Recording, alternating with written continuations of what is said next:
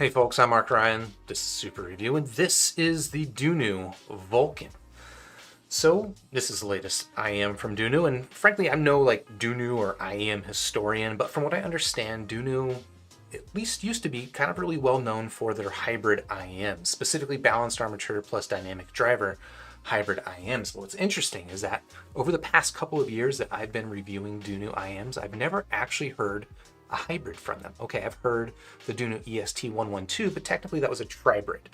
A little bit different. And frankly, I think Dunu kind of sees this Vulkan as a bit of a return to form for the company, a little bit of a return to their roots, going with an all-balanced armature plus dynamic driver setup. Now, specifically here with the Vulkan, we've got 4 balanced armatures and 2 dynamic drivers in the hybrid. So you got a 6-driver setup, and it's coming in at around $380. So, and a little bit of a spoiler for what this thing sounds like. It's basically kind of a neutral with bass boost sort of tune. So neutral with bass boost tune, around $380. Frankly, that's putting the Dunu Vulkan up against things like the Moondrop Blessing 2 or the Dusk, or even the Xenns Mangird Tea 2, which frankly I think is pretty stiff competition. And so I was interested to find out, how does the Dunu Vulkan stack up? So that's what we're going to talk about today. In this review, I basically spent the past couple, 3-4 weeks living with the Vulkan, comparing it to some other IEMs, and I'm ready to let you know what I think about it. Like all my other reviews, this is a live stream. If you're watching now live, you have any questions about the Vulkan or anything else we talk about, please do leave it in the live chat. Is it over there? Is it over there? It's one of those locations. Leave your questions there, and at the end of the review, we'll have a bit of a back and forth conversation. Otherwise, let's see what to say about this thing up front. I don't think there's much, so we'll get into talking about the review. I'll talk about the build quality, we'll talk about what comes inside the box, talk about the sound, and then we'll do some head-to-head comparisons with some other IEMs that I think stack up against it. Otherwise, shout out to Dunu for sending this in for review. If you want to check them out, I do have a link to them in the description down below. But otherwise, let's go back to the table and start talking about the Dunu Vulkan. And like I said, we're going to start by talking about what comes inside the box, which is all of the stuff that you see laid out here. And frankly, this is quite the spread. I think Dunu basically does accessory packages the best of any IEM company out there. I really like what they give you. So here's the box itself, very handsome box. We're not going to dwell on that too much. But apart from that, you also get a really nice carry case. In fact, I think this is probably my favorite carry case that comes packaged in. I probably said that about a couple of different ones, but I really love the carry cases that Dunu gives you. It's large enough, it's going to fit everything.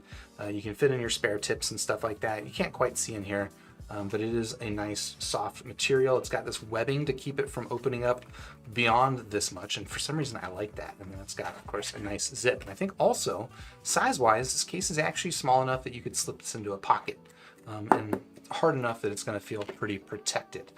So really like the case that Dunu includes. They also give you, as you can see, quite a selection of ear tips.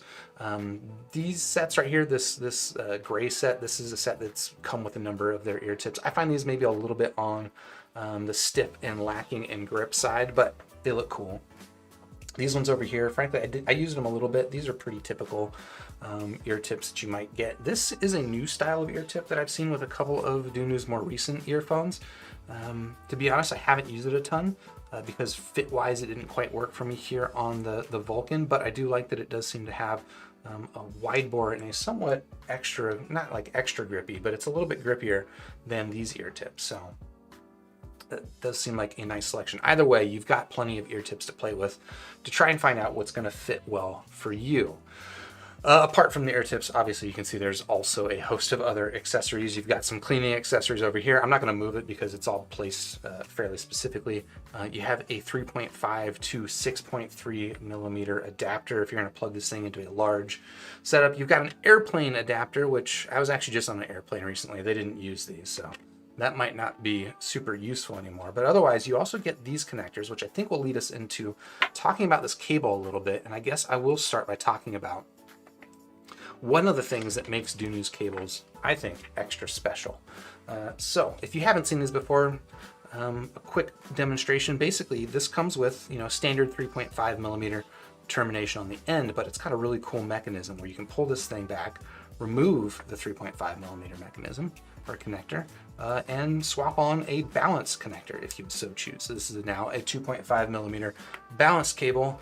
and doesn't add any extra bulk. I think it's actually a really nice, clever solution to the problem of, everyone's kind of got different connectors and you can only ostensibly include so many cables in one package. So I think that is generally a thing that I quite like about Dunu's cables. But that's not the only thing I like about this cable. Honestly, I think if every IM in the world came with this cable, the world would be a better place. Like, this is just one of my favorite cables out there. You can see that, weight-wise, thickness-wise, it's not too bad. It's actually a little bit on the thin side, but it's got a nice braid to it.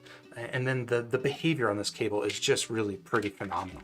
I know Dunu sells quite a few of their cables, and some of them are more expensive than others. This one is one of their cheaper cables, and if I'm perfectly honest, I think it's my favorite, at least of the ones that I've tried from Dunu.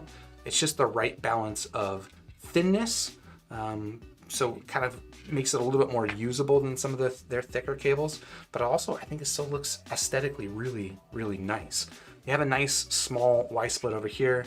You've got a functional, maybe not aesthetically impressive, but a very functional chin cinch up here. It stays in place, as you can see. And then of course you've got your preformed ear hooks up top, and the Vulkan is connected with MMCX connector. So the same as we had on the Dunu EST112. MMCX, for people who care, does mean that these things can rotate on their connector, if that's a good thing for you. I personally don't have a strong preference of 2-pin versus MMCX, but worth calling out for the folks who do. I think that's about as much as I'll say about this cable, so let me go ahead and wrap it up tidily, and then we'll start talking about the earpieces here on the Vulkan, which I gotta say, I think this thing is one of the more handsome IMs I've got in my collection for sure. It's using essentially the same shell that the Dunu EST112 used in terms of shape, you can see.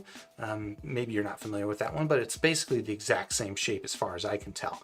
What's very different is that, one, it is in a darker black shell, but then also this pattern that they've got here on the outside, evoking, volcanic rock or something like that. I think it's just really, really simple, subtle, and also really well done. I like the way that it catches light. You can really see the pattern behind it, but otherwise, like, it just kind of looks like a subtle, I don't know, what is that, Damascus steel sort of aesthetic. I think it's really, really pretty handsome, honestly. Like the original EST112 that this shell is based on, I thought it was aesthetically, it was okay. It was not my favorite, as much as I like that earphone. This, I think, with just this subtle change to a different pattern, makes this a really, I think, handsome earphone. Now, apart from the aesthetics, well, the build quality is pretty nice. They are all metal shells. I guess I'll give you a quick clink test to prove it. Yeah, they are maybe a little bit on the large side for a design like this, which will lead into talking about the ergonomics here on the Vulkan. So basically exactly the same ergonomics as we had on the EST112, which is to say, I find it very comfortable fit. You saw that the ingress egress is very easy and tidy, and comfort-wise, like, it's maybe a little bit on the large side, but it's not super large. Maybe I should call this like a medium large side. But where I think the ergonomics on the Vulkan and the EST112 are a little bit lacking is in terms of the fit security. So that just means that, like, as I fit this thing and maybe I'm sleeping, maybe I'm talking, walking around or whatever, I do find that I have to reach up and kind of readjust it and reseat the seal somewhat often. It's just not the most secure fitting IM, like something that's a little bit more semi-custom designed. But again, that was also true of the EST112. What I've done to make that a little bit easier for me, or a little bit better, is I actually swapped over to spin fit tips. These are CP100s. And it's interesting, actually, the EST112 came with CP100s, so that was kind of how I discovered that that was my favorite ear tip for this IM, but they didn't include that here with the Vulkan. I don't know if that's a new thing, or just because this is coming in at a lower price range that it doesn't come with those CP tips. But I did find that they improved the fit security for me a little bit, enough that I swapped to them so that I could be more secure. But yeah, I think that's about as much as I can talk about the physical stuff. Let me check my notes real quickly. And yeah, that's as much as I wanted to say. So let's just now dive into talking about the sound of my face. No. the sound of the Dunu Vulkan. I'm trying to get this thing to get a little bit of light on it because it looks cooler when it's got the light on it. There we go. There we go. That's better than looking at my face close up. Okay, let's talk about the sound. And like I typically do, we'll start with just describing the sound signature. And like I already alluded to, this is basically a neutral sound signature on this thing. It's certainly, neutral is a spectrum. There are different flavors of neutral, and we'll explain this one exactly, but this is mostly neutral, which I would say is basically, it's a mid-range focused tune. That said, I would say in terms of mid-range tunings, this is definitely on the warm side. You can see that in the frequency response, there is a bass emphasis that's mostly focused in the sub bass, but I do think that overall, you do get this kind of warm tilted sound to the signature. It does kind of have a density to the sound signature here because of that somewhat, I don't want to say it's a dominant low end necessarily, but it is a little bit dominant. It's not a bassy IM by any stretch of the imagination. If you're looking for a really bassy, fun V-shaped sound signature, that's not this. But there's enough bass emphasis here that it gives the overall sound signature, again, that kind of dense, warm tilt. It's maybe a little bit actually on the reserved side, especially when you get up into the treble range. And just, again, overall gives it that dense thickness, almost kind of a dry sound to it. In fact, so that's the overall sound signature. Let's talk about what are the things in this sound that I like. So tonally, I think that's all pretty good. Like tonal balance, this is correct. Like this is what I, roughly what I want things to sound like. Again, mid-range focus, I dig that. A lot of what I look for in like tonality is, do vocals sound weird? And a lot of that can come from just upper mid-range, lower treble oddities. And honestly, this thing does it really quite well. I think there's no vocal oddities at all here. And then also that warm, kind of dense low end that I described here in the Vulkan, it gives this IM a good sense of body. It gives it a sense of heft versus a lot of, the brighter tunes that I typically go for. And I find that actually gives kind of a nice sense of body to certain albums that are, maybe recorded a little bit thinly or a little bit bright. So some examples would be like basically the entire Smiths catalog.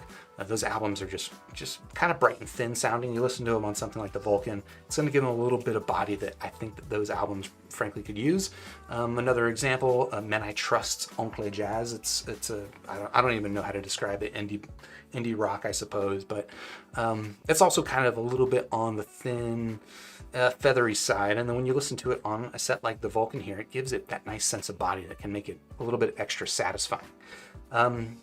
Supporting that, that body is the bass. I think the bass on this set actually digs pretty nice and deep, especially in the sub bass frequencies where this bass does a good job. It does have elevation into the mid bass, but I think really it's the sub bass that this thing does the best, especially when a song that calls for it, it is played. Basically, I said this a number of times before, there's just a lot of music that doesn't have a lot of information in the sub bass frequencies, but if you're listening to stuff that's got a lot of electronic, definitely will have strong sub bass. This set's going to do them really quite well. And also I would say that maybe a somewhat standout feature of the Vulkan is it does give a little bit better than average head stage. I know there's something to do with their tuning. I don't want to dwell too much on the frequency response, but there's like in the upper mid range, there's kind of like this pointy characteristic to the way that it's designed, and some people associate that with giving a good sense of sound stage. What I will say is I do think that this does have a little bit better head stage than average, but I also wouldn't say that this is like a massively staging set, but a little bit better than average. I will give them that. So that's what I like here on the Vulkan. What are the things that maybe I don't love about the Vulkan? There are some things for sure. So while I mentioned that sub bass I think is a strength, frankly I do think the mid bass is less so of a strength. Maybe I actually say it's maybe a little bit of a weakness here. I feel like the attack on the mid bass is just a little bit blurred, a little bit soft, and that frankly kind of carries through to a lot of the technical performance on the set. Honestly, I feel like the Vulkan is not a very technical sounding set.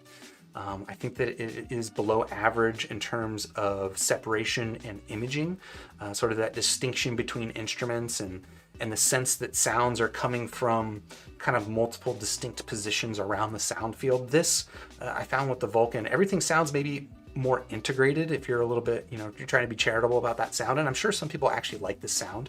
It does sound a little bit more integrated. Maybe a coherent would be the optimistic way of describing that. But for me, I just find that it sounds, again, kind of weak sense of separation. I feel like the transient edges of instruments and stuff just generally come across a little bit soft, and that plays into that sense that everything's kind of all one sound rather than in distinct little sounds between it. And I think overall that kind of gives it a bit of a lack of a sense of transparency, which is generally what I like to have in my sound.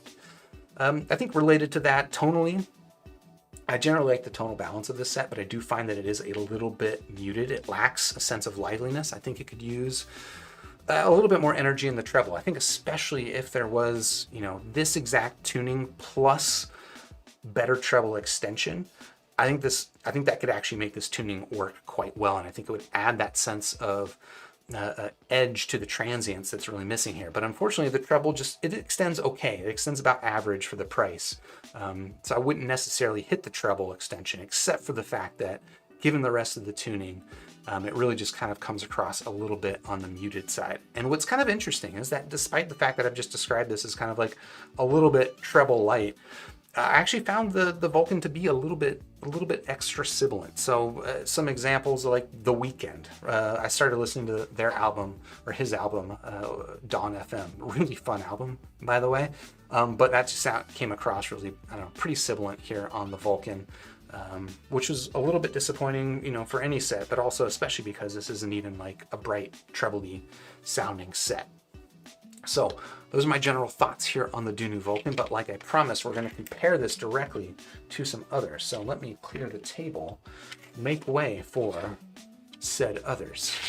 So we're going to talk about the Dunu Vulkan versus the Xenns Mangird Tea, which I do believe is its full name. And of course, we can't make this comparison without the Moondrop Blessing 2 as well. So there you go.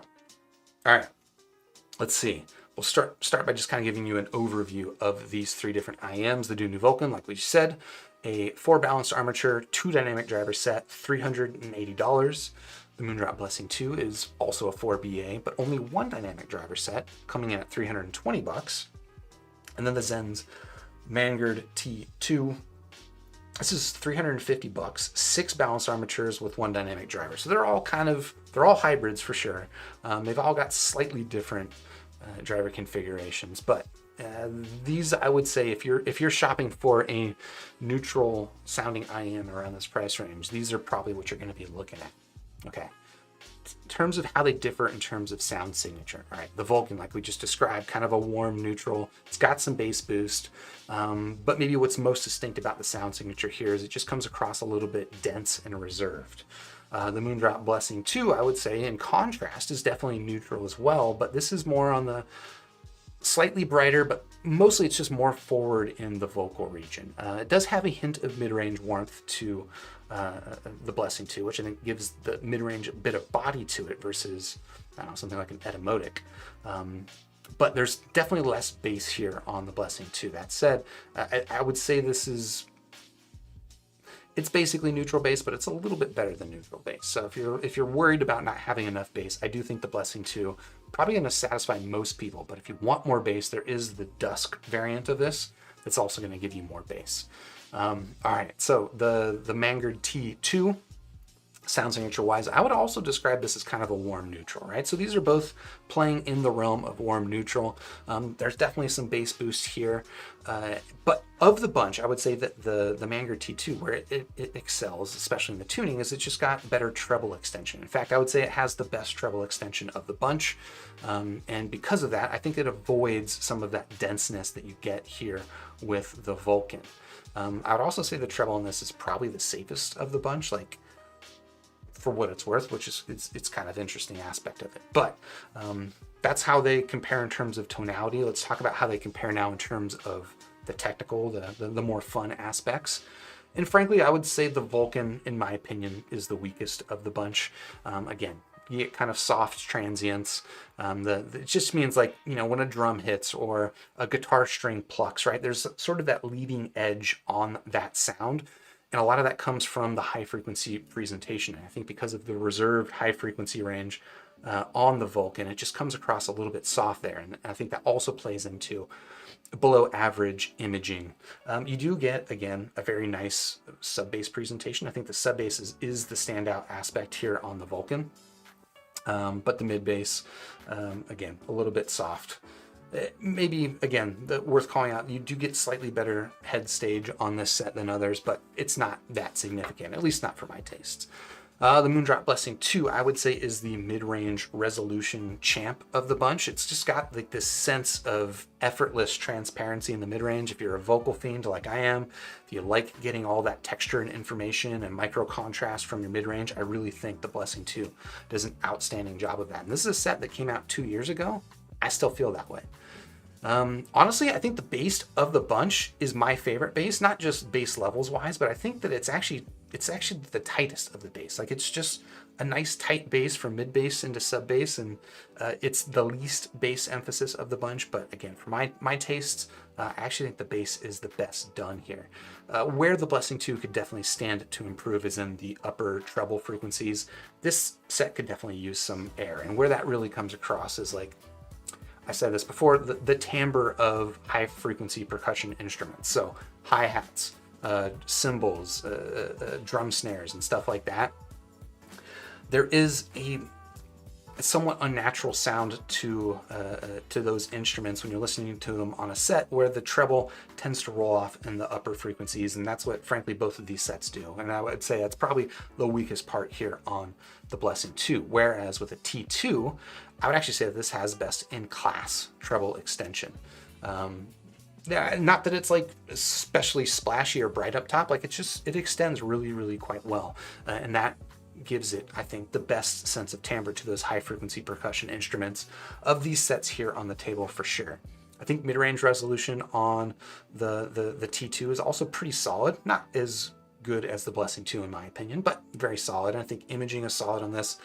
Bass quality is actually pretty good on this as well, but it is a little bit soft in the attack, kind of like this, but the presentation is definitely different. Okay, and now in terms of form factor, I would say that the Vulkan, it's awesome looking. I think it's probably the most handsome of the bunch, if I'm perfectly honest. Like, this looks really well, really well designed, really well made. Quite into it. I think the cable, of course, is also top tier cable. And then fit wise, again, it's comfy, but maybe not the most secure. Whereas the Blessing 2, I think it's a lovely look. I think it's a really handsome look, but not quite as polished and pricey looking, I suppose, as that. In terms of fit security, though, this thing is actually pretty excellent. Where it now sacrifices is comfort. I think this is not quite as comfortable as something like the Vulkan, although, of course, that's going to depend on your particular ears. And I've given some warnings about the size of the Blessing 2. The more I listen to different IEMs, like I feel like that warning is a little bit overstated, but it is somewhat large in the ear canal, so you've been warned, but also don't worry about it too much. And then finally, that will bring us to the Mangird T2. I think aesthetically it looks okay. It's a little bit busy, I think, in the design, but it's not bad. It's actually pretty handsome. And then shell-wise, you can see that it is a fairly custom molded design, which means that fit security on this thing is actually really good. I would say these fit a little bit on the large side too, but it's a different sense. Like, these are probably larger in the ear concha, where this is a little bit larger in the ear canal. How that's going to fit your ear, you're going to have to make up your own mind. But honestly, I find both of them to be comfortable enough and a lot more secure fitting than this, where this is more comfortable but less secure fitting than these. You can see that's probably a bit of a trade-off. Maybe also worth calling out is the nozzles on the Mangird T2 are a little bit on the long side. It doesn't actually really show up here on camera, but they do fit a little bit long, which is why I've actually got small ear tips on those. So I think that's going to do it for my comparison of the Dunu Vulkan versus the Blessing 2 and the Mangird T2. But I do still have to give this thing a score. And so out of 5 stars, the Dunu Vulkan, I'm going to give it a solid 3 stars. Look, this is, it's a pretty decent IEM. It is an IM for sure. Tuning wise, like I really want to love it because I like the graph, I like the frequency response, but I don't review graphs. I got to listen to it. And when it comes to the listening experience, I find that it lacks that special something. It lacks that sense of definition and separation in the sound that I really like, that I really want from my sound. And I think both the Blessing 2 and the T2 do a really good job of that. The Vulkan, I think that's where it's a little bit weak. Now, if you want kind of a more integrated sound signature, it's a little bit warmer, a little bit fuller on the low end, and again, it works well with some bright recordings, like I mentioned, the Vulkan's not a bad option. But for me, I don't know. I think I like this thing aesthetically much more than I like to listen to it, and that's, I think, where we're going to leave it. So if you're interested in checking out the Dunu Vulkan, I do have links in the description down below, and while you're down, if you found this review helpful, if you liked it, please do hit the like button. Subscribe to the channel if you haven't already. Ding that YouTube bell. And YouTube might let you know that I'm live next time. Otherwise, I don't know, actually join the Discord server, which I have linked below. There's a channel in that Discord server where I announce the live streams before they happen. That is actually more reliable at alerting people to my live streams than YouTube is, funny enough. But otherwise, yeah, all that is to say, I'll catch you on the next super review unless you're here live. In which case, hang out and let's have a chat after I sip some herbal tea.